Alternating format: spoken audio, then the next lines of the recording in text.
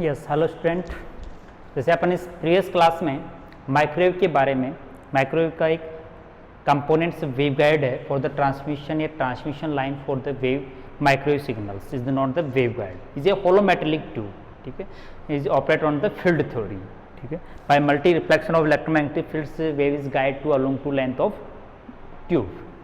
तो two type of wave guides are analysis in this syllabus कि as a rectangular wave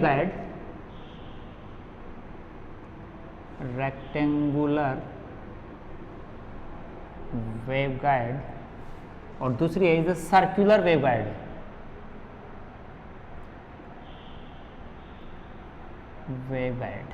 दो wave guide थे और दोनों के बारे में अपने फील्ड थ्योरी और कैरेक्टरिस्टिक दोनों को अपन ने नोट कर लिया.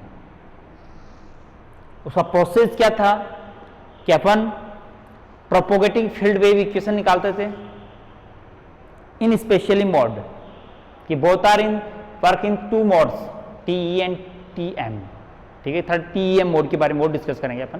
तो अपने पास TE मोड में रेक्टेंगुलर वेवगाइड की फील्ड डिस्ट्रीब्यूशन और कैरेक्टरिस्टिक फाइंड आउट किया अपने TM मोड में, TE मोड में, और सर्कुलर वेवगाइड के लिए भी अपन ने TE और TM मोड के लिए क्या किया, सॉल्यूशन किया. दोनों में जो सॉल्यूशन में कैरेक्टरिस्टिक्स के कुछ पॉइंट थे, cut off frequency, impedance, group velocity, guide velocity, और फील्ड थ्योरी में सभी field component of electromagnetic fields, और 3 इलेक्ट्रिक फील्ड कंपोनेंट और 3 मैग्नेटिक फील्ड कंपोनेंट, सबकी वैल्यूज एक पॉसिबल मोड्स Mn के टर्म में डिफाइन की थी. जो values of set of Mn are known the possible modes on this mode, exciting mode या पॉसिबल मोड्स जो सेट्स हैं, these are satisfied the boundary condition are known the excited modes. और इन these mode, उन मोडों में भी वो mode corresponding the cut off frequency lowest is the dominated mode, ठीक है. तो मतलब रेक्टेंगुलर वेवगाइड में कि किसी स्पेशल मोड में एक रेक्टेंगुलर मोड को, डोमिनेट मोड को कैसे डिफाइन करते हैं.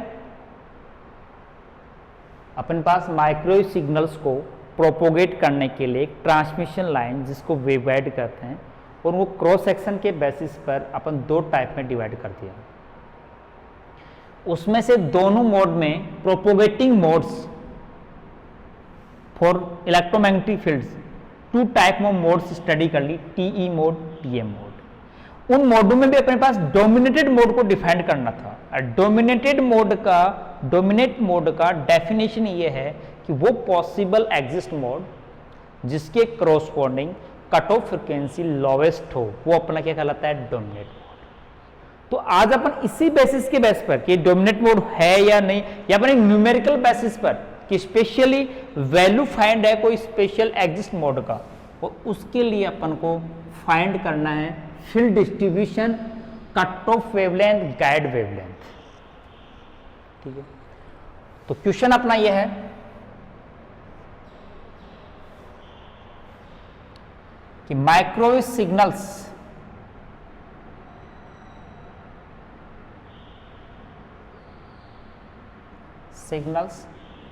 ऑफ फ्रीक्वेंसी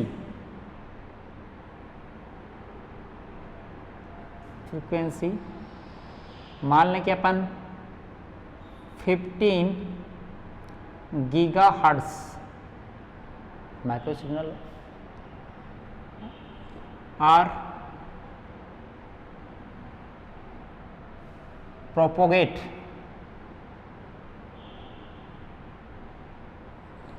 थ्रू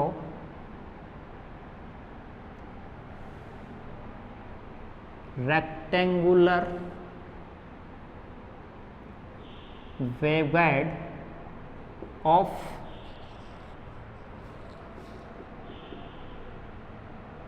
dimensions, मतलब A इजकल टू मान लें कि 1 मीटर, अंगस्टन से मीटर सेंटीमीटर में ले लेता हूँ, 0.1 centimetre, and B is equal to 0.2 centimetre, ठीक है. डायमेंशन दे दिया. जो ऑपरेटिंग सिग्नल्स है, micro signals are propagating through rectangular waveguide of dimension b on A. Then in TM11 mode excited, मतलब वो एक्साइटेशन पर डिपेंड करता है कि अपन रेक्टेंगुलर वेवगाइड में माइक्रो सिग्नल, पहले अपन माइक्रो सिग्नल किसी सोर्स से जनरेट करते हैं और उन माइक्रो सिग्नल को उस वेक्टर जो वेवगाइड है, उस वेवगाइड से क्या किया जाता है, कपल किया जाता है। मतलब कपलिंग डायरेक्ट नहीं होती, वायर जोड़ दिया तो वायर, वहां पर अपने पास स्पेशली एक्साइटेशन होता है। सो इस मेथड को एक्साइटेशन कहते हैं कि कोई माइक्रोवेव सोर्स है, उसके सिग्नल को वेवगाइड में दो मोड में, दो टाइप से कनेक्ट किया जाता है, जिसको अपन एक्साइटेशन कहते हैं, इलेक्ट्रिक एक्साइटेशन या मैग्नेटिक एक्साइटेशन। तो उसके बेसिस पर अपने पास मोड है, वो अपन TM11 मोड, MN की वैल्यू है, TM11 मोड के अंदर एक्साइटेड किया गया इन सिग्नल को इस वेवगाइड में, in mode. Then find field pattern and cut off frequency and guide wavelength.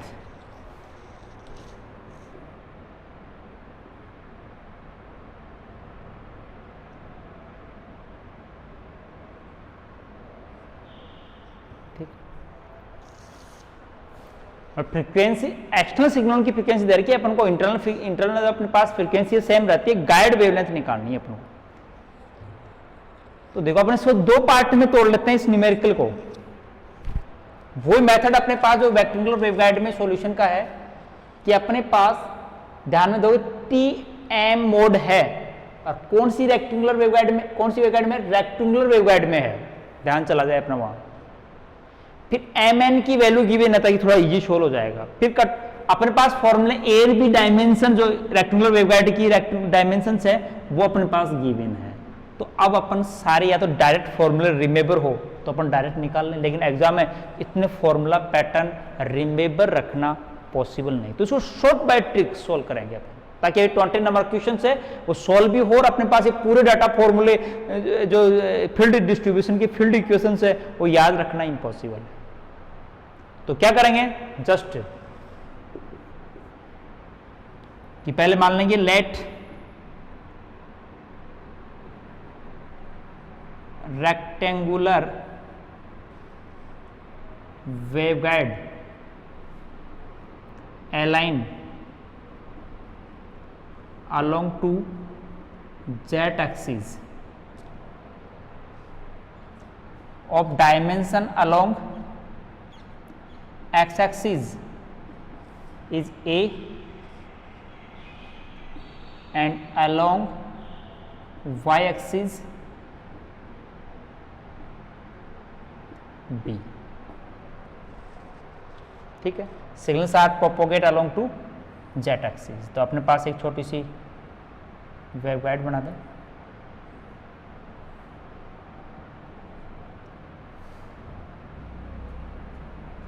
वो बैक पीछे की साइड में है, डायमेंशन ये A है,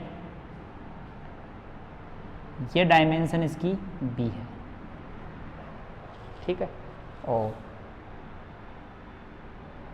x इसको अपन एक्स एक्स और इसको वाई एक्स, तो ये परपेंडिकुलर जेट एक्सिस मान लें। सिग्नल प्रोपोगेट होंगे, ए और बी की वैल्यू अपने पास गिवन है। तो इसके लिए propagating wave field equation in TM mode, wave propagating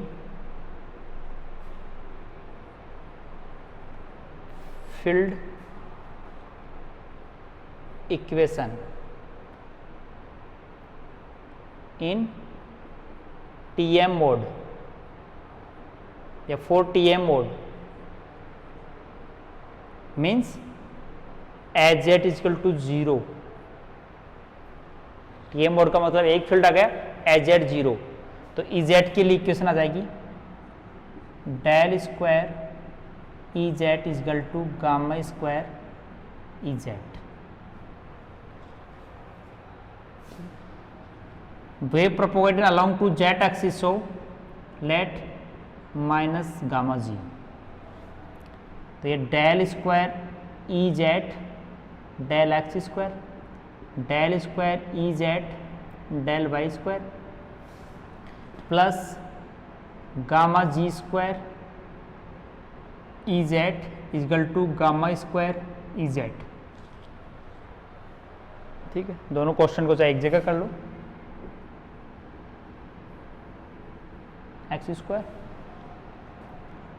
plus del square E Z upon del Y square, इनको दोनों को एक gamma ji square gamma square E Z equal to 0।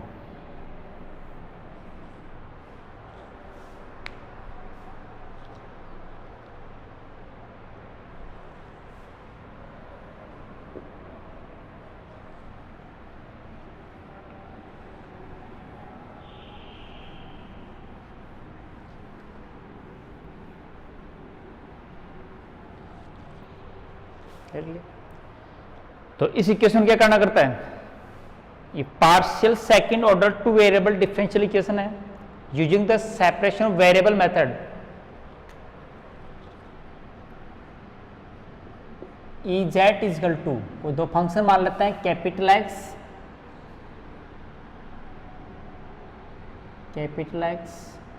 Capital Y, और एक जेड का फंक्शन एज्यूम कर चुके हैं माइनस गामा जी जेड।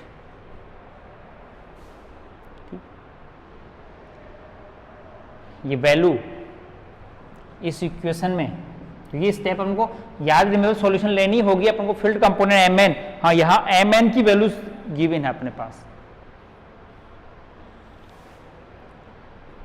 तो इसका इक्वेशन 1 में सब्स्टिट्यूट करके इसी का डिवाइड दे देते हैं। क्या कर रहे हैं, जो लेट किया अपने पास सेपरेशन ऑफ वेरिएबल मेथड के अकॉर्डिंग, तो इजेड फंक्शन है, इसकी वैल्यू इक्वेशन 1 में सब्स्टिट्यूट करके इसी का डिवाइड दे दें। तो देखो एक्स वाले कंपोनेंट में 1 अपॉन एक्स आ जाएगी, del square capital x upon small x square, इसी का डिवाइड वापस दे दिया, plus 1 upon capital y del y small y square. तीसरा वाला इसी का डिवाइड देके वापस रख के वैल्यू दे देंगे तो वो सेम कांस्टेंट हो जाएगा, गामा जी का square gamma square is equal to 0।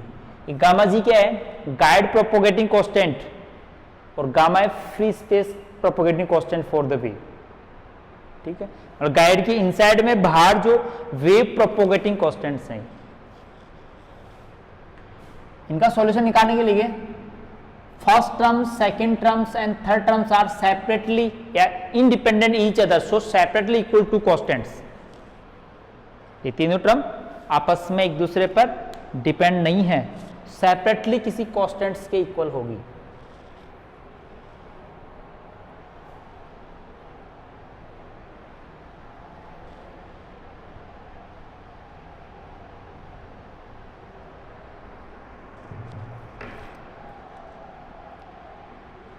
तो इनको कांस्टेंट मान लेते हैं, 1 upon x del square x d x square is equal to कोई माइनस के एक्स स्क्वायर मान लिया। तो ये एसएचएम इक्वेशन बन जाएगी, x square plus k x square capital x is equal to 0। तो सर साइन कोसाइन सॉल्यूशन आ जाएगा, x बराबर कोई constant a sine k x x plus b cos k x x. इसके बराबर कांस्टेंट क्या मान लिया, minus k x square. As it is के बराबर constant minus k y square मान लेते हैं। तो इक्वेशन क्या बन जाएगी, 1 upon y del square y upon small y square is equal to k y square. तो देखिए इसको सिंप्लीफाई एसएसएम इक्वेशन में लिख लें,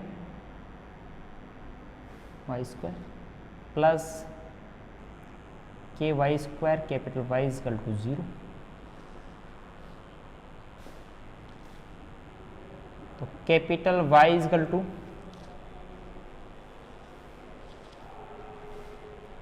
कोई constant C sine k Y Y plus कोई D कोस के वाई वाई। ये दो सॉल्यूशंस अपन नेचर के एक्स के वाई अपने को कांस्टेंट्स माने, इनकी वैल्यू अपन बाउंड्री कंडीशन से निकालेंगे, लेकिन इस टाइप कांस्टेंट मान लें कि सिंपली एसएसएम इक्वेशन के जो पॉसिबल सॉल्यूशंस कॉम्बिनेशन अपन ने गेट कर ले। यहाँ A B C D constants हैं जो इसकी वेल डिफाइंड कंडीशन से फाइंड आउट करेंगे। तो देखो रेस्टिगेशंस, यहां देखो ये यहां minus k x square minus k y square और ये गामा स्क्वायर माइनस गामा जी स्क्वायर माइनस गामा स्क्वायर बराबर 0 था। तो यहां से अपने पास रेस्टिगेशन क्या बनता है, gamma ji square minus gamma square is equal to दूसरा k x square plus k y square बनता है। चाहे अपन इसको और इजी कर लें, gamma ji square is equal to gamma square plus k c square,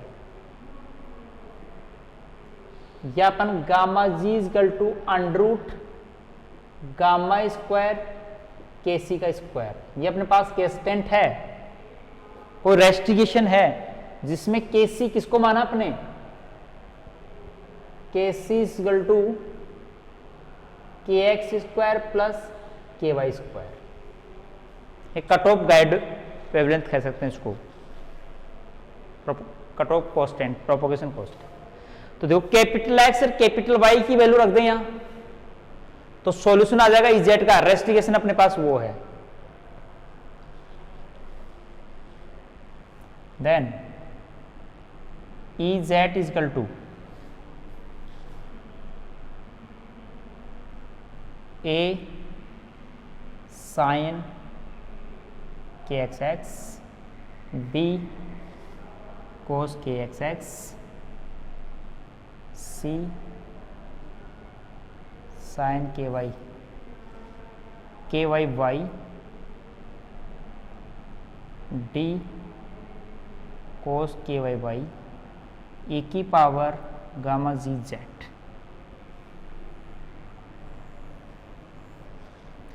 केवल अपने पास ये रेस्टिगेशन, ये सॉल्यूशन, उस सेकंड ऑर्डर डिफरेंशियल इक्वेशन का फाइंड आउट कर लिया अपन इस using the separation variable method. अब ये रिमेप नहीं रहता, रिमेप रहे तो अपन डायरेक्ट लिख सकते हैं। यहाँ अपने पास नंबर इस प्रोसेस का नहीं है, लेकिन ये अपन रिमेबर नहीं रखें तो अपन कॉपी में जस्ट को शॉर्ट वाइड सोल्व करके इस रेस्टिगेशन तक आ जाएं। इसके आगे भी अपने पास कुछ कांस्टेंट्स होंगे, इनकी वैल्यू भी अपन यदि रिमेबर है तो अपन डायरेक्ट पुट कर सकते हो, अपना न्यूमेरिकल है। लेकिन उस न्यूमेरिकल को सोल्व आउट करने के लिए अपन को अपनी बेसिक चीजें, यदि ये काफी कॉम्प्लिकेटेड जो फॉर्मूले हैं वो रिमेबर नहीं रख सकते, तो अपन शॉर्ट टाइम में शॉर्ट टाइप ट्रिक से इसको सोल्व कर लें। ट्रिक रखो, इस बेसिस से इसको सोल्व करना, अपने पास यहां तक आ गए, ठीक है, ज्यादा टाइम नहीं लगेगा। अब देखिए अपन इनकी जो कांस्टेंट्स हैं इनकी वैल्यू भी अपन शॉर्ट बाय सॉल्व कर सकते हैं, boundary using the boundary condition, जो अपन कर चुके हैं इसका सॉल्यूशन।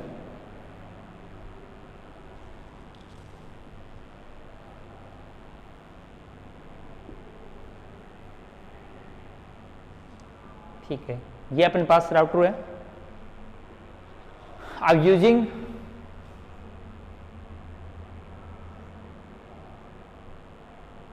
बाउंड्री कंडीशंस, वेवगाइड में बाउंड्री कंडीशंस से मीनिंग क्या है अपना, कि वेवगाइड एक होलो मेटेलिक ट्यूब होती है, तो वेवगाइड की सरफेस कंडक्टर होती है, वेवगाइड की सरफेस कंडक्टर होती है, और कंडक्टर सरफेस पर इलेक्ट्रिक फील्ड का टेंजेंशियल कंपोनेंट और मैग्नेटिक फील्ड का normal component always take to 0। तो 4 प्लेन है उस रेक्टेंगुलर वेवगाइड पर, 4 सरफेस, साइड, टॉप और फ्रंट जो अपने पास है, ठीक है, बॉटम, टॉप और 2 साइड की प्रोपोगेटिंग अपन फ्रंट में कर रहे हैं। तो चारों सरफेस के ऊपर चार बाउंड्री कंडीशंस जो फील्ड टेंजेंशियल बन रहे हैं इलेक्ट्रिक फील्ड के वो जीरो, और जो फील्ड मैग्नेटाइजेशन के परपेंडिकुलर बन रहे हैं उनको जीरो। तो E Z on all are surfaces at zero. क्यों? इजेट की डायरेक्शन सभी सरफेस पर टेंजेंशियल होगी, क्योंकि जेड डायरेक्शन में है और वो चारों जो प्लेन्स है उसके जस्ट क्या है, पैरेलल है। तो अपन चारों बाउंड्री कंडीशन इजेड पर लगाने से अपने पास ए बी सी डी के वाई के सी की वैल्यूज अपन फाइंड आउट कर लेंगे। तो चार सरफेस, पहला एट एक्स बराबर जीरो बाउंड्री, ठीक है, जहां y की वैल्यू तो वेरीज हो रही है जीरो से b तक, तो इस कंडीशन में वहां पर इजेट शुड बी जीरो होना चाहिए। तो इससे अपने पास कोई ना कोई वैल्यू आ जाएगी। तो x बराबर जीरो कर दें तो ये पार्ट हट गया। b cos के x, ये कोई चेंज होगा नहीं, इसकी वैल्यू डेफिनेट जीरो नहीं है, नहीं तो पूरा फंक्शन जीरो हो जाएगा। ये भी फंक्शन जीरो नहीं है, तो ये तो कॉन्स्टेंट्स में है, मतलब अपन ऐसे निकालते हैं a zero equal to b cos के x की वैल्यू 1 हो गई, b और c sin के वाई वाई d cos के वाई वाई e की power gamma ji Z is equal to zero. तो मीन्स ये जो फंक्शन y और z are not zero for the existence of field, तो then should be b is equal to zero. एक boundary condition applied की और अपने पास एक कांस्टेंट फाइंड आउट हो गया, कौन सा, b इजकल टू जीरो।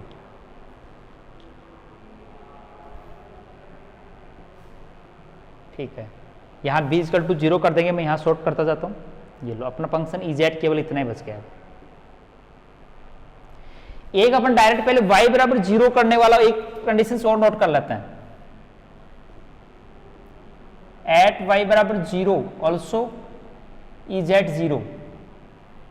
तो देखो इसका फंक्शन का मान तो जीरो होगा नहीं, ये जीरो हो ही गया, d और इसका मान 1 हो गया, तो d e की पावर मानने का मतलब इसका मान जीरो नहीं है, तो d का मान जीरो होना चाहिए।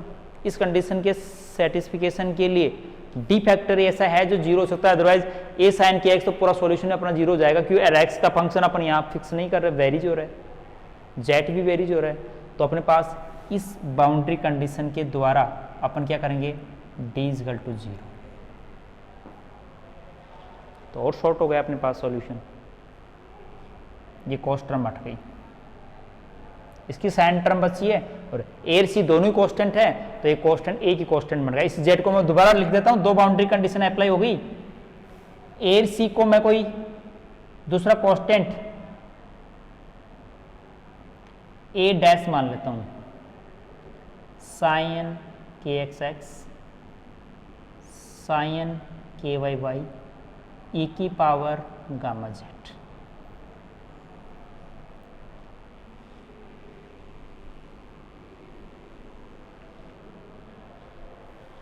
ठीक है, अब दो बाउंड्री कंडीशंस और बच गई, एट एक्स बराबर ए एंड वाई बराबर बी, जो भी सरफेस ही है जहां इजेट ऑल्सो टेंजेंशियल और जीरो।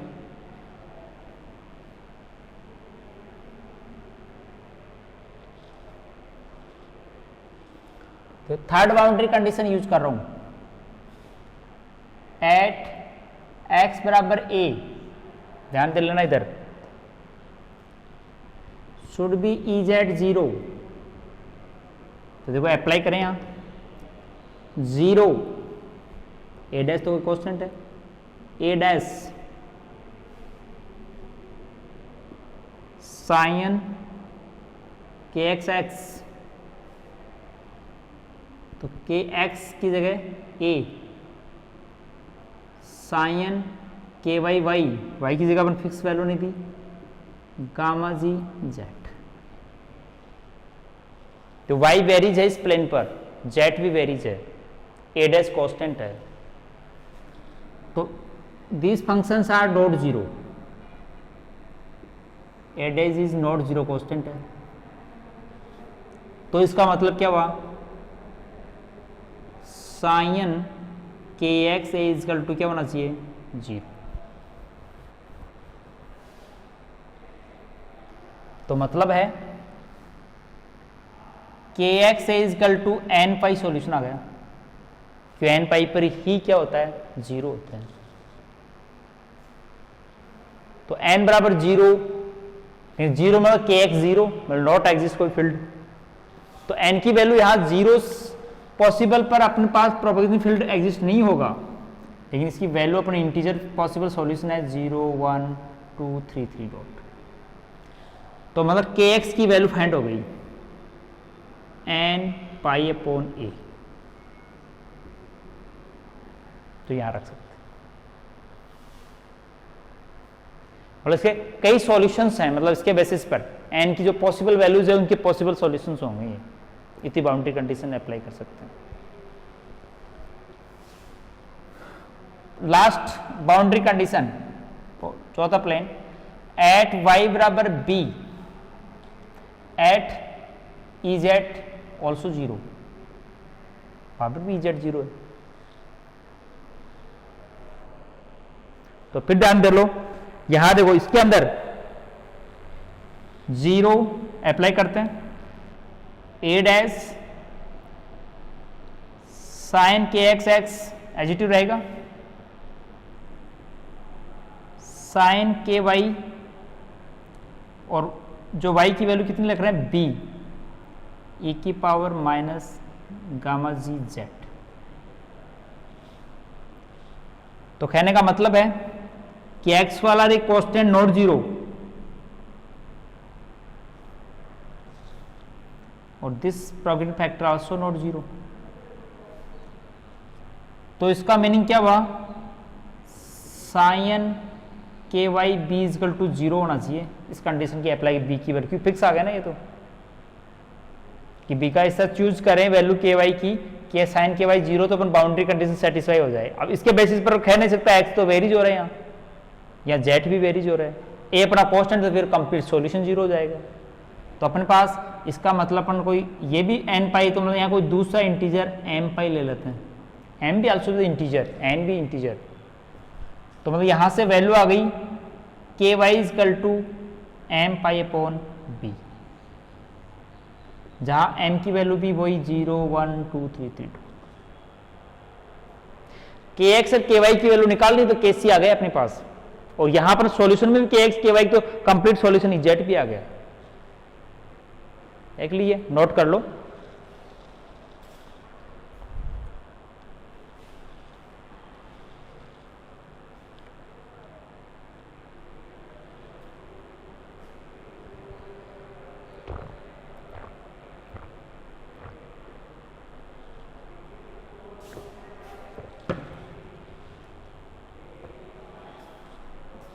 ठीक है, तो मैं वैल्यूज रख देता हूं।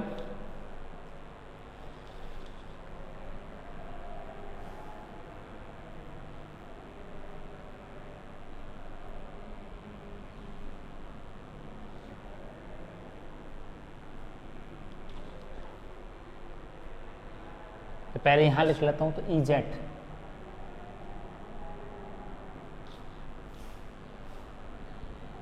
यहां कोई ये ए डैश है, एम एन सॉल्यूशंस होंगे इस पर, मतलब यहाँ समीशन अपन M N solution possible solutions का सेट ऑफ निकाल सकते हैं। साइन के एक्स की वैल्यू क्या थी, एन पाई अपॉन ए एक्स, साइन के वाई की value m pi upon b y, और ई की power propagating factor Z.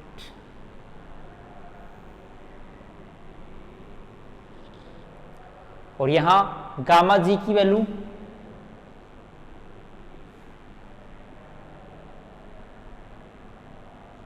Plus k c square, तो मतलब के एक्स स्क्वायर के वाई स्क्वायर, तो के एक्स की वैल्यू क्या है, एन पाई अपॉन ए का whole square plus m pi upon B का होल स्क्वायर।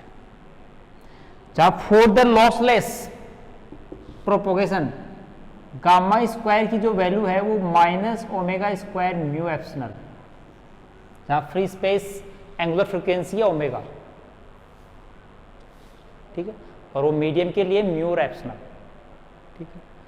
तो अपन फ्री स्पेस प्रोपोगेशन गामा और म्यू एप्सिलॉन अपने पास यहाँ आ गया, तो वैल्यू यहाँ आप चाहे अपन रख सकते हैं n पाई अपॉन ए का square plus m pi upon B का square minus omega square mu epsilon, ये अपने पास गामा जी की वैल्यू है।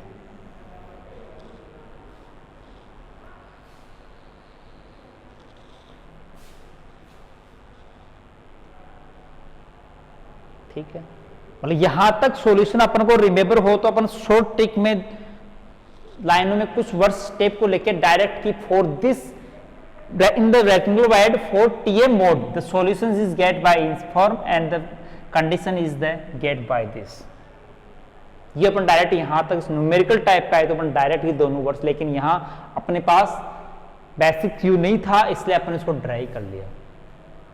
तो ड्राइव करने के बाद में अब अपन आगे की प्रोसेस जो न्यूमेरिकल बेसिस छोटी सी कट ऑफ फ्रीक्वेंसी निकालनी है और गाइड वेवलेंथ निकालनी है, इन दो चीजों पर पहले ध्यान दें। तो देखो कट ऑफ फ्रीक्वेंसी के लिए प्रोग्राम क्या बनेगा, क्या फॉर्मूला बनेगा, फॉर कट ऑफ फ्रीक्वेंसी, लेकिन अपन को मोड दे रखा है। अब यहां एक बार इसको अपन ट्रांसफर कर लेते हैं, इनको स्पेशल मोड के लिए लिख लेते हैं, for TM11 mode, specially guide में अपने को मोड दे रखा है। तो EZ की वैल्यू A11 कोई कांस्टेंट आ जाएगा, sine pi x upon a, sine pi by upon b e की पावर गामा जेड जी, यार एक बीटा जी होगा, आइटा बीटा जी होगा। प्रोपगेशन कांस्टेंट भी लिख लो, gamma ji is equal to pi upon ए का स्क्वायर पाई अपॉन बी का स्क्वायर म्यू एप्सिलॉन।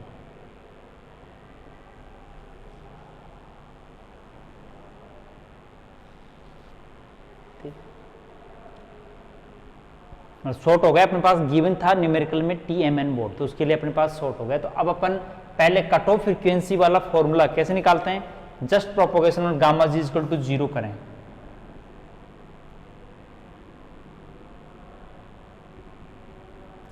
तो देखो उसमें वैल्यू अपने पास omega C square mu epsilon equal to pi upon ए का square plus pi upon B का square, omega C equal to 1 upon mu epsilon pi upon A plus pi upon B.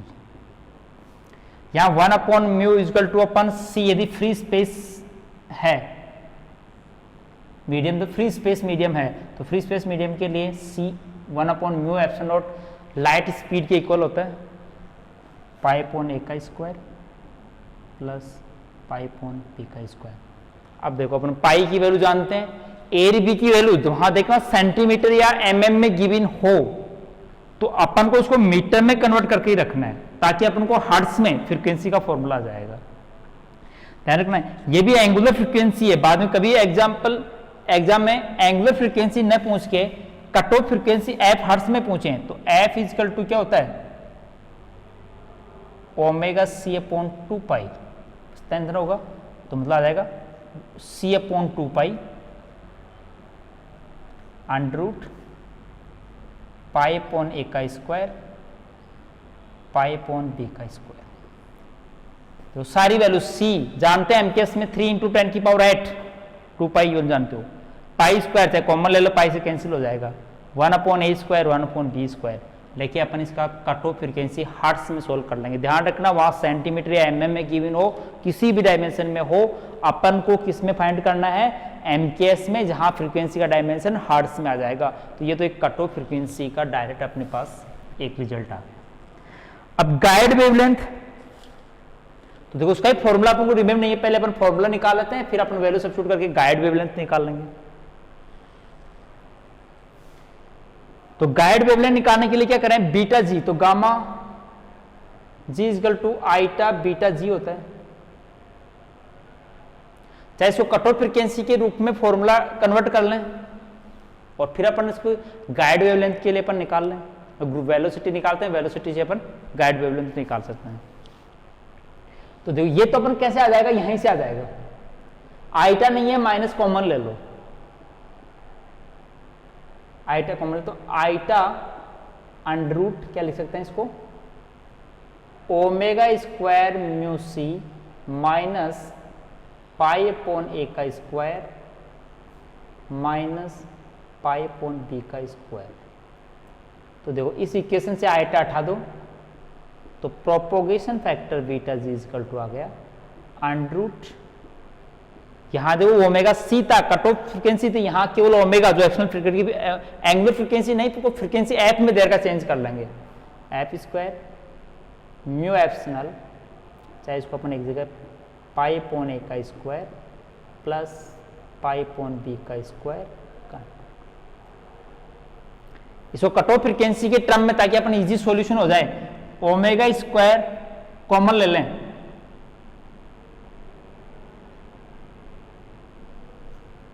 Omega mu square common लें, तो omega under root mu epsilon, तो 1 minus, तो यहां ध्यान देना 1 ये कंप्लीट ले लिया और मैं नीचे ओमेगा स्क्वायर म्यू एप्सिलॉन, तो देखो अपन यहां पर यहां जाए omega C mu epsilon pi upon B C square equal to क्या लिख सकते हैं, तो ये minus omega C upon omega का होल स्क्वायर आ जाएगा, या फ्रीक्वेंसी में लिखें तो 1 minus F C upon F, F दे रखी है, एफ सी अपन ने फाइंड कर ली, और म्यू एप्सिलॉन अपन जानते हैं अंडर रूट में 1 अपॉन सी, तो मतलब ओमेगा सी, इसको लिख सकते हो omega upon C under root 1 minus F C upon F का होल स्क्वायर। ओमेगा मतलब अपन एफ में चेंज कर सकते हैं, इसको क्या जाएगा 2 पाई एफ, यहां से अपन मैं लिख दूं 2 पाई एफ। तो बताओ क्या प्रोपोगेटिंग कांस्टेंट अपन न्यूमेरिकल के बेसिस पर एफ सी की वैल्यू पहले निकाल ली, सी की वैल्यू रखी अपन बीटा सी निकाल, फेज कांस्टेंट निकाला है, फेज वेलोसिटी निकाल लें तो गाइड वेवलेंथ पर फाइंड कर सकते हैं।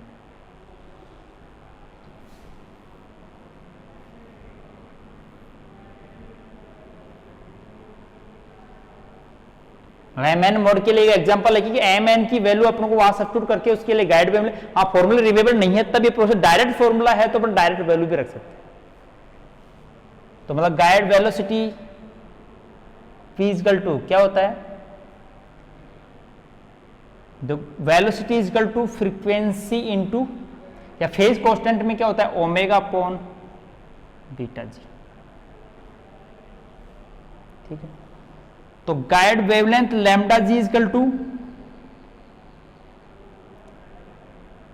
Guide wavelength lambda G equal velocity upon frequency F,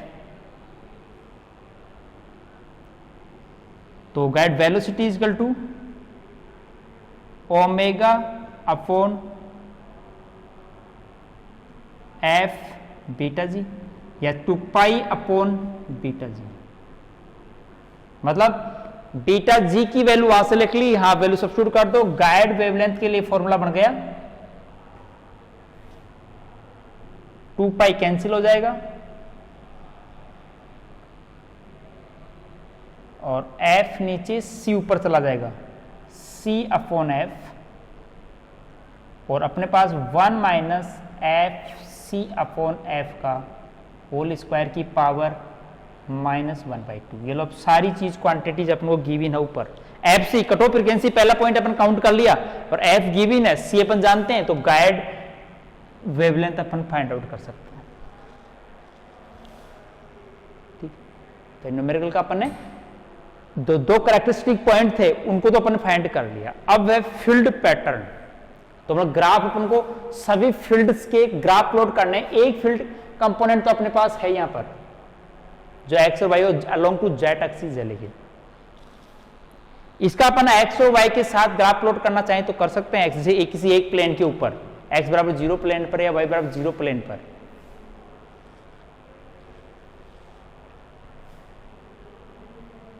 तो फील्ड पैटर्न ग्राफ जैसे व्यू, साइड व्यू, सरफेस और टॉप और बॉटम, 4 सरफेस है उसमें,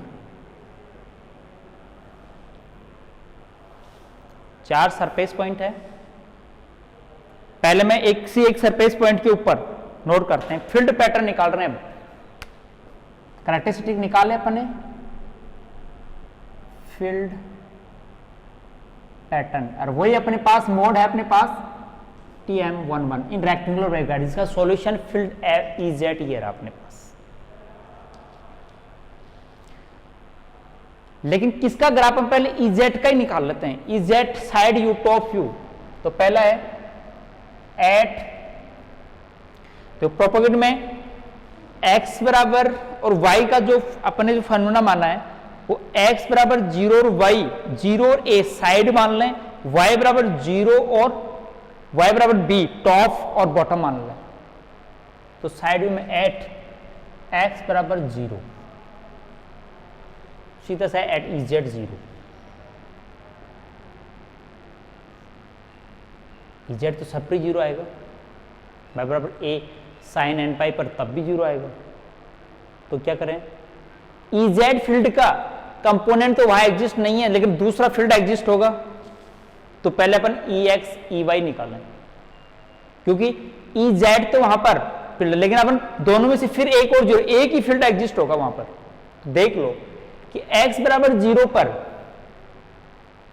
जो y के डायरेक्शन का कंपोनेंट वो भी 0 होगा, z के डायरेक्शन का वो भी कंपोनेंट 0 होगा, केवल y डायरेक्शन x डायरेक्शन वाला कंपोनेंट ही एग्जिस्ट होगा जो इसके नॉर्मल है।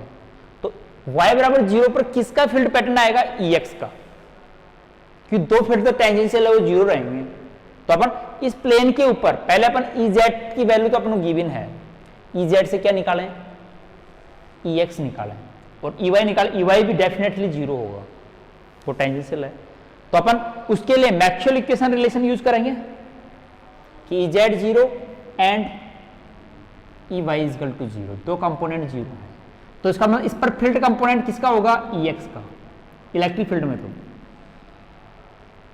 और मैग्नेटिक फील्ड में कौन सा होगा कि HZ तो पहले से 0 दे रखा है, ठीक है, और नॉर्मल कौन सा हुआ, HX, तो HX भी 0 होगा।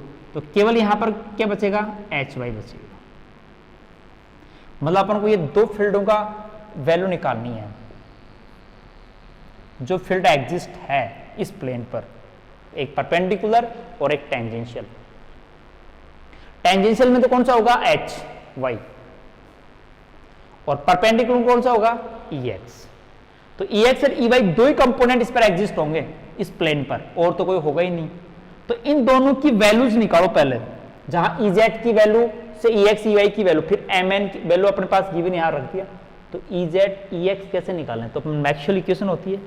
तो मैक्सवेल इक्वेशन का कौन सा रिलेशन अपने यूज होगा, उसको यूज करके अपन पहले फाइंड कर लेते हैं, ताकि मैं एक प्लेन के ऊपर आपको फील्ड डिस्ट्रीब्यूशन लाइन प्लॉट कर देता हूं। तो देखो अपने पास तो यहां डायरेक्ट फॉर्मूला, डायरेक्ट रिलेशन तो है नहीं, अपन क्या करेंगे, वो यूज करना पड़ेगा अपन को मैक्सवेल रिलेशन।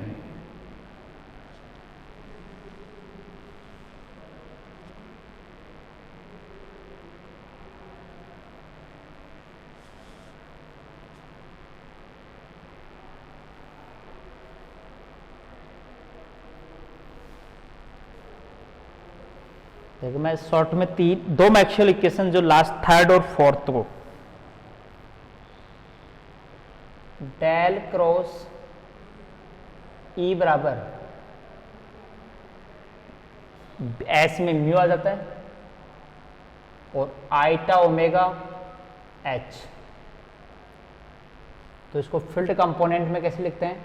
आई केप, जे केप और K cap, del upon del X, del upon del Y, del upon del Z, E X, E Y और E Z minus iota omega mu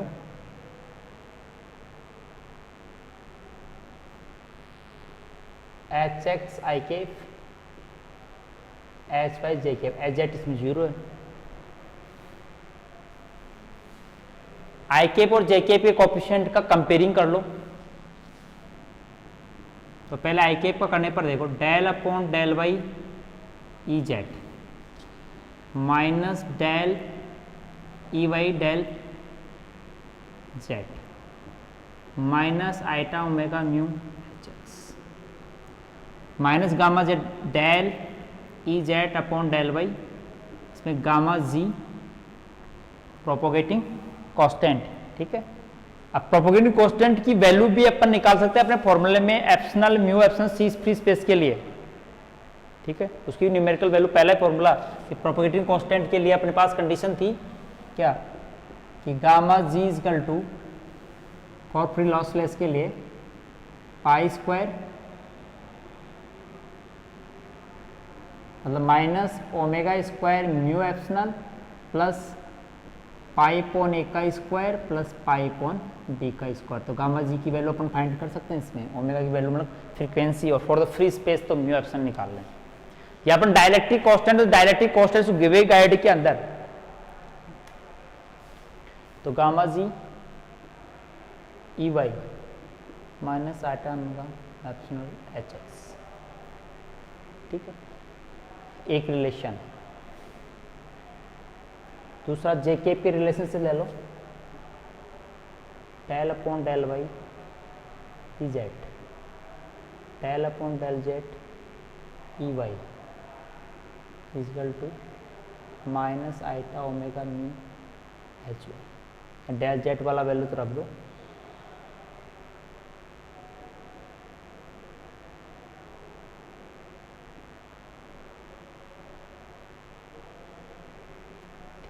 तीसरे लिंक का अपन कोई मीनिंग नहीं होता।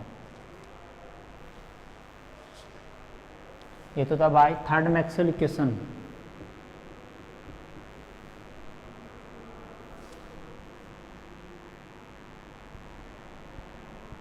मैक्सवेल इक्वेशन, अब यहां मैं बाय फोर्थ मैक्सवेल इक्वेशन क्या करें? फोर्थ मैक्सवेल इक्वेशन का del cross H epsilon iota iota omega epsilon E होता है, free lossless sigma equal to 0 not conducting medium के लिए। तो इसके लिए अपने पास आई केप, जे केप और के केप, वैसे मैट्रिक्स में लिख लेते हैं। कार्टेशियन में del upon del X, del upon del Y, del upon del Z, H X, H Y, H Z.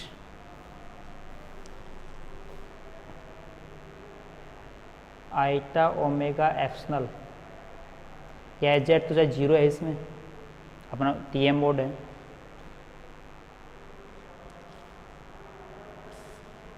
तो अपने पास यहाँ आ जाएंगे ई एक्स आई केफ, ई वाई जे केफ और ई जेड के केफ। तो वही कंपेयरिंग करके दो इक्वेशन लिख लें।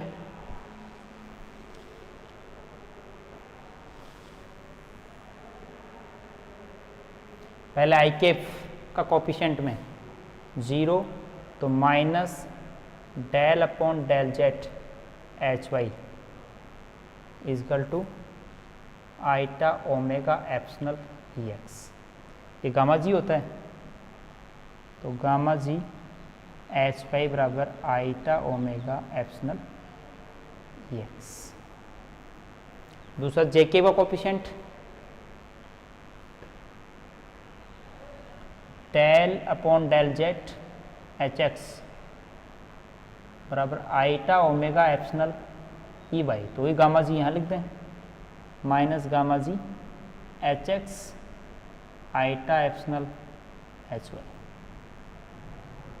ठीक है, ये एक्स वाई कंपोनेंट की ये रिलेशन आ गई, दो रिलेशन ये आ गए, दोनों को अपन मर्ज करके किसी एक कंपोनेंट के लिए वैल्यू निकाल लें।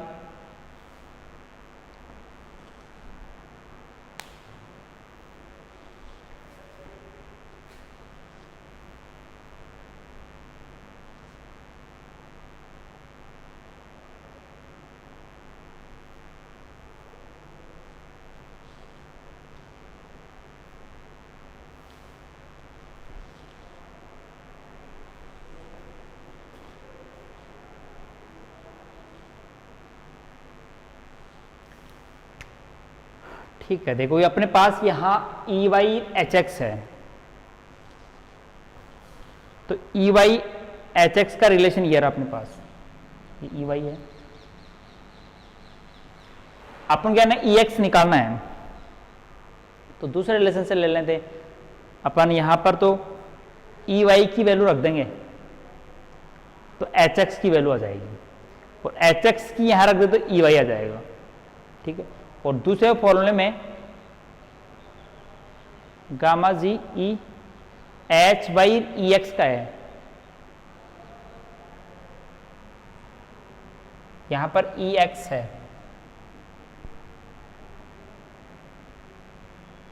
ठीक है, तो ई एक्स की वैल्यू रखनी है एच आई, तो एच वाई ई वाई अपने पास इन दोनों इक्वेशन से आ जाएगा। ठीक है, तो रिलेशन में अपन देखो, पहले मैं ऊपर वाले रिलेशन में इसमें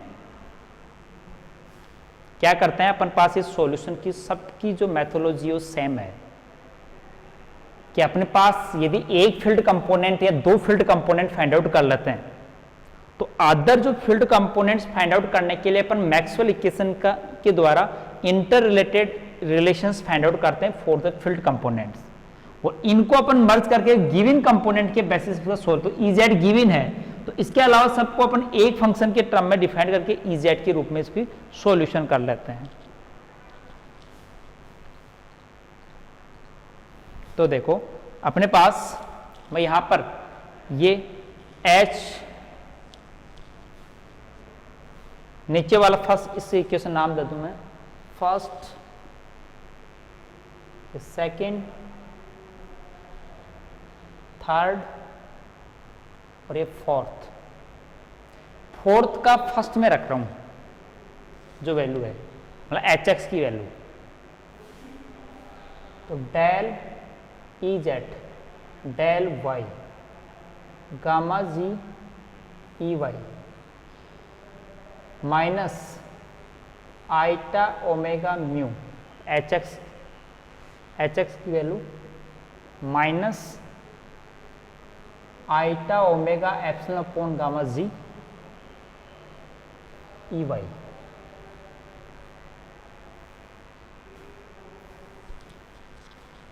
तो देखो वहां से अपन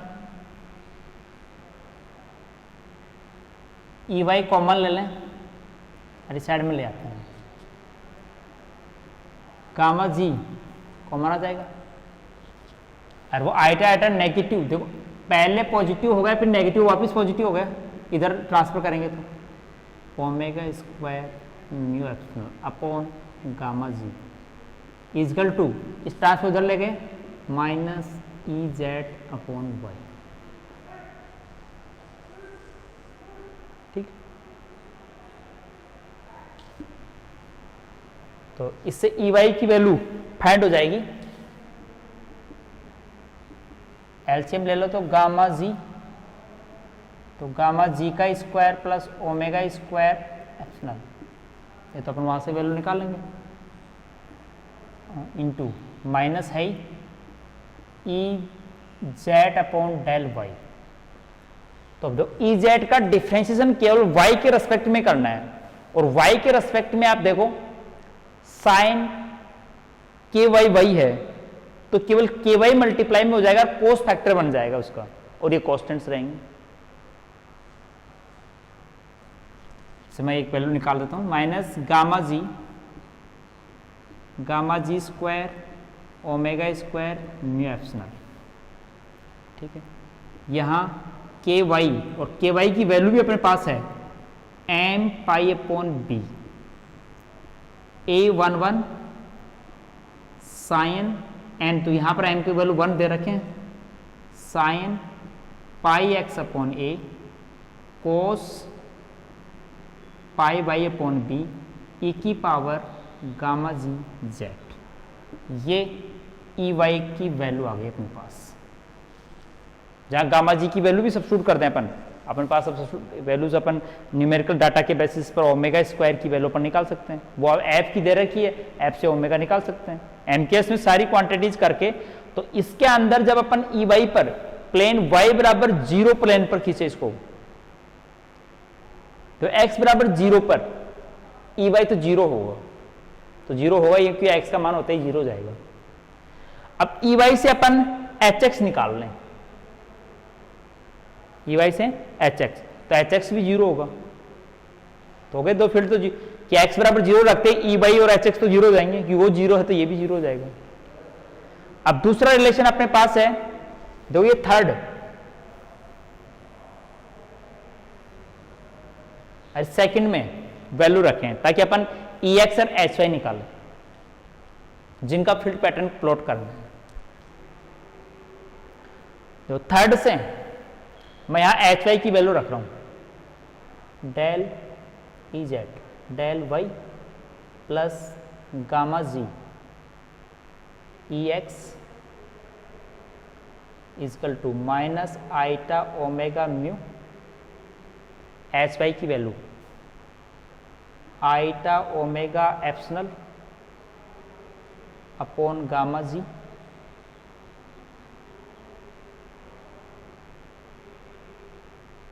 ई एक्स, ठीक है। इसको ई एक्स के लिए सॉल्व कर लें। देखो इधर आइटा आइटा नेगेटिव और पॉजिटिव हो जाएगा, ई एक्स को मैं इधर सबको इधर ट्रांसफर कर लेता हूँ, ई एक्स तो गामा जी माइनस हो जाएगा ये omega square mu epsilon upon gamma ji is equal to minus E Z upon E Y.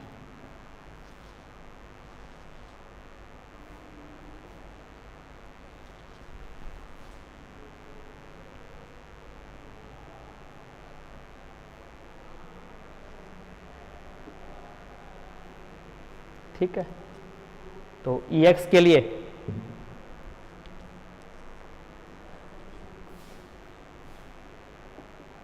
E X is equal to उस साइड में ले जाएं तो ऊपर गामा जी अपॉन गामा जी square minus omega square mu epsilon negative del E Z upon del Y. y के respect में differentiation करना है, तो y के रेस्पेक्ट में कौन सा आ जाएगा, जो के वाई जो इसमें डिफरेंशिएशन में है, तो माइनस गामा जी square omega square mu epsilon, यहाँ आ जाएगा पाई अपॉन बी, जो ऑप्शन में के वाई में पाई अपॉन बी का साइन में कॉस हो जाएगा वो, और A11 रहेगा साइन पाई अपॉन ए एक्स रहेगा, वो हो जाएगा कोस पाई अपॉन ए वाई हो जाएगा, ई की पावर गामा जी जेड हो जाएगा। ये ई एक्स की वैल्यू आ गई। अभी एक्स बराबर 0 पर नॉट 0 है, सॉरी ई एक्स वैल्यू साइन में, ये थोड़ा डिफरेंशिएशन एक्स के रेस्पेक्ट में है, ये एक्स के रिस्पेक्ट में डिफरेंशिएशन है, और जो पीछे मैक्सवेल इक्वेशन से डिफरेंशिएशन की ऑर्डर ये एक्स के रेस्पेक्ट वाला आएगा, वाई कंपोनेंट सॉरी जे कंपोनेंट था ना, जे कंपोनेंट वाई वाला कोई डिफरेंस नहीं आएगा, एक्स का डिफरेंशिएशन आएगा। तो एक्स वाले में पाई अपॉन ए होगा और ये कॉस में होगा और ये साइन में रहेगा, अब x बराबर 0 पर 0 नहीं होगा, फिक्स हो जाएगा, जो y का फंक्शन हो जाएगा, ये z का फंक्शन हो जाएगा। तो अपना ग्राफ y बराबर x बराबर 0 पर जहां y की वैल्यू 0 से लेकर b तक वेरीज होगी, मतलब मैं और इन सबको कैलकुलेट करके कांस्टेंट मान लूं और मान लें कि मैं b कांस्टेंट दे दिया, ठीक है, और गामा z के रेस्पेक्ट में वेरीज, लेकिन ग्राफ प्लॉट अपन को z फैक्टर का भी नहीं करना, किसका करना है, केवल y वाले का करना है। तो sign pi upon a pi upon b भी आता है, पाई अपॉन b y, किसका ग्राफ, ex का ग्राफ, और किस प्लेन पर, x बराबर 0 प्लेन पर। तो x बराबर 0 वाला जो साइड ब्लू है मैं ऐसे नोट कर दूं इसको, और मान लें कि इसकी साइड में इधर मान लेता हूं मैं y डायरेक्शन, और वो कहां तक है, 0 और b तक है, और ex इसके परपेंडिकुलर है तो मैं इधर मान लेता हूं, ex इधर है, ey है, ex और ey में y एक्स में ex में 90 डिग्री एंगल होगा। तो इसका ग्राफ देखो 0 से लेकर जैसे अपने पास इसकी value y equal to b होगा तो 0 हो जाएगा। तो अपने पास एक ग्राफ केवल एक इस टाइप का डिस्ट्रीब्यूशन आ जाएगा। MNN बोर्ड के अंदर जो EX का उस फ्रंट के ऊपर जो ग्राफ है, अब इसकी डायरेक्शन का मतलब इलेक्ट्रिक फील्ड की जो डायरेक्शन है वो इस टाइप से है, कम होते साइन छोड़ रही, ये इस प्लेन के ऊपर इलेक्ट्रिक फील्ड का फील्ड डिस्ट्रीब्यूशन आ गया, किस पर, x बराबर 0 पर केवल इलेक्ट्रिक फील्ड का साइनुअल ग्राफ जो है y के रेस्पेक्ट में। यदि h दूसरा कौन सा है, एच वाई का, तो एच वाई का और y के रेस्पेक्ट में होगा तो अपने पास ये डॉट प्रोडक्ट, मतलब ऐसे लाइन पे अपने मैग्नेटिक फील्ड पॉजिटिव और नेगेटिव दो टर्म में होगा, तो अपन यहां पर नेगेटिव पॉजिटिव बस एक बार क्लॉकवाइज एक बार एंटी क्लॉकवाइज, यदि दो सर्किल है, एक ही टाइप का सर्किल है तो केवल एक टाइप का क्लॉक, या तो क्लॉकवाइज या एंटी क्लॉकवाइज। तो ऐसे अपन HX का डिस्ट्रीब्यूशन y रेस्पेक्ट में निकाल लेते हैं। और जबकि दूसरा प्लेन लेंगे, जब y बराबर 0 लेंगे और y बराबर x बराबर a पर भी खींच सकते हैं, तो भी डिस्ट्रीब्यूशन इसी टाइप का आएगा, केवल कांस्टेंट फर्क हो जाएगा,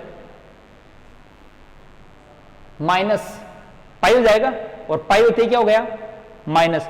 तो पैटर्न का जस्ट ऑपोजिट चेंज हो जाएगा, मतलब मैक्सिमम तो मिनिमम, मतलब पैटर्न में इलेक्ट्रिक फील्ड डायरेक्शंस क्या हो जाएगी, चेंज हो जाएगी। डिस्ट्रीब्यूशन आ गया x बराबर a पर भी। अब वैसे y बराबर जब 0 निकालेंगे तो जस्ट उल्टा हो जाएगा, ये फील्ड तो 0 होंगे और EY EX एग्जिस्ट होंगे y बराबर 0 प्लेन पर और y बराबर b प्लेन पर, तो उनके ग्राफ अपन अलग से नोट कर लेंगे। तो ऐसे MN के किसी गिवन मोड के ऊपर अपन किसी भी टाइप के फंक्शन का फील्ड डिस्ट्रीब्यूशन पैटर्न, यदि अपने पास वो सारे फील्ड कंपोनेंट गिवन है और मोड जो मोड एक्साइटेशन ऑर्डर गिवन है 1 0, उसमें एक्स मिनिमम 1 1 है, जो इससे लेस है 1 2 भी हो सकता है, 2 2 भी हो सकता है। तो उस मोड के लिए अपन स्पेशली किस प्लेन के लिए उसकी फील्ड इक्वेशन निकालते हैं, जिसमें दो ही फील्ड आएंगे, H का टेंजेंशियल, E का इलेक्ट नॉर्मल, बस दो ही कंपोनेंट होंगे और दोनों कंपोनेंट का अपन फील्ड डिस्ट्रीब्यूशन जो वेरिएबल उस पर चेंज हो रहा है उस वेरिएबल के रेस्पेक्ट में ड्रॉ कर देंगे। ठीक है, तो ये था अपने पास जो फील्ड पैटर्न है गिवन, न्यूमेरिकल को मैंने पूरा थ्योरेटिकल और न्यूमेरिकल दोनों बेसिस के रूप में सोल्व कर लिया, जो अपने पास 20 नंबर का क्वेश्चन आता है। अब देखो 20 नंबर की क्वेश्चन के लिए ये डायरेक्टली अपन को फॉर्मूले रिमेंबर होते तो करेक्टरिस्टिक वाला न्यूमेरिकल बस डायमेंशन चेंज करके रखने पर शॉर्ट हो जाता है, और ये फील्ड कंपोनेंट तो वैल्यू नहीं, लेकिन EZ की वैल्यू भी रिमेंबर हो तो EZ से मैक्सवेल इक्वेशन के द्वारा EX EY EZ की फील्ड कंपोनेंट शॉर्टली ड्राइव कर सकते हैं, और फिर उसमें MN की वैल्यू रख के उनका ग्राफ प्लॉट करके जब प्लेन x बराबर 0, x बराबर a, y बराबर 0, y बराबर b, सब ग्राफ प्लॉट करके अपन शो कर देते हैं। ये अपना एक रेक्टेंगुलर वेवगाइड के अंदर स्पेशल आने वाले जो न्यूमेरिकल्स हैं, कई टाइप के आपको बुक्स में, कुलकर्णी की जो बुक है, ML सिसोदिया की जो बुक है, इन दोनों बुकों में वेवगाइड से रिलेटेड कई टाइप के क्वेश्चंस आए हुए हैं। लेकिन अभी तो अपने केवल वेवगाइड को लॉसलेस माना है, परफेक्ट कंडक्टर मानी है वाल्स को, मीडियम को परफेक्ट डाइलेक्ट्रिक माना है, लेकिन ऐसा आइडियली होता नहीं है। तो इसकी वजह से कंडक्टर परफेक्ट नहीं होने से इसमें कंडक्टर करंट लॉस होता है। डाइलेक्ट्रिक मीडियम में भी डाइलेक्ट्रिक परफेक्ट नहीं होने से उसमें मैग्नेटाइजेशन, इलेक्ट्रिलाइजेशन होता है, पोलराइजेशन होता है, क्या होती है, पावर लॉस होती है। तो अपन डाइलेक्ट्रिक लॉस और कंडक्टर लॉस, दो टाइप के लॉसेस फैक्टर है किसमें, वेवगाइड में। तो अपन सेकंड टाइप के फैक्टर, ये तो अपन प्रोपोगेशन की स्टडी की है। अब नेक्स्ट लेक्चर में अपन इसमें लॉसेस की स्टडी करेंगे कि परफेक्ट न तो कंडक्टर वाल होती है, न परफेक्ट उसका जो इनसाइड मीडियम है वो परफेक्ट होता है।